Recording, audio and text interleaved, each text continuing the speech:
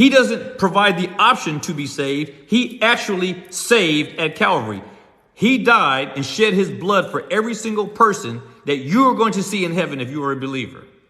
You're going to know on the other side of this life who it is that the Lord God Almighty set his affections upon. His people, his elect, chosen people. Because we were dead, it required his electing love in order to pull us out of the state of deadness that we were in. So when people ask me questions like, well, why would God do this or whatever? I don't know why God does what he does. He's God. He's God. What we need to understand is that he can do whatever he so wills with his creation.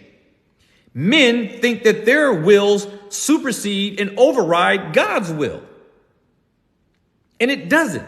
There are some people whom God does not want in heaven. Plain and simple. Read Proverbs 16, verse 4. God made the wicked, yes, even the wicked, for the day of evil. Go and read it. If God intended to save every single man, he would.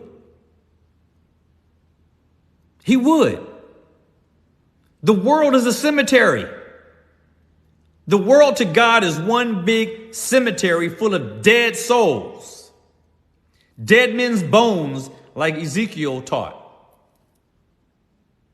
And God walks through this cemetery of death. He walks through and he looks to one and he says, come forth. Joshua, come forth. Frank, come forth. Lady Donna, come forth. Andre, come forth. This is what he does. Now you might ask, well, why doesn't he do this for everybody? Are the dead complaining? Have you ever heard a dead person complain? No. You know why? Because they're dead. Dead people can't complain. Dead people exercise no choices and options. Dead people have no will.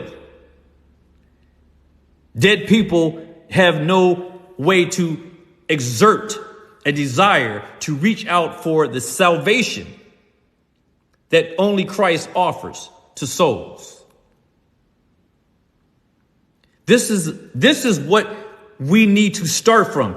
If you don't understand that you are dead in sin and trespasses, if you don't understand that, even if you're a Christian and don't understand that, your theology is going to be messed up. It is going to be bad. Now, David talked about this. Psalm 51, verse 5.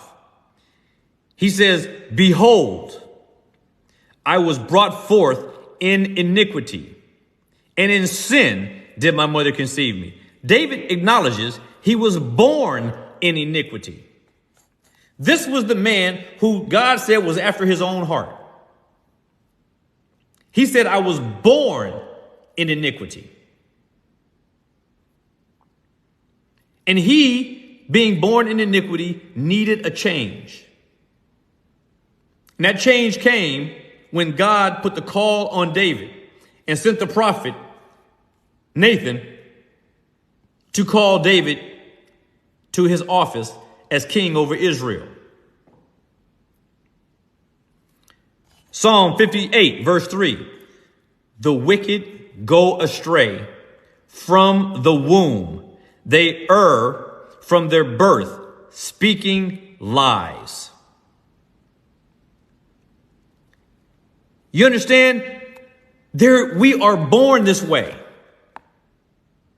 There is nothing good in us. There is nothing in us that desires Christ. There's nothing in us that desires righteousness. We all love sin. Bible tells us in Isaiah and in the Romans that all of us have gone astray. We chase after sin. We chase after it. We consume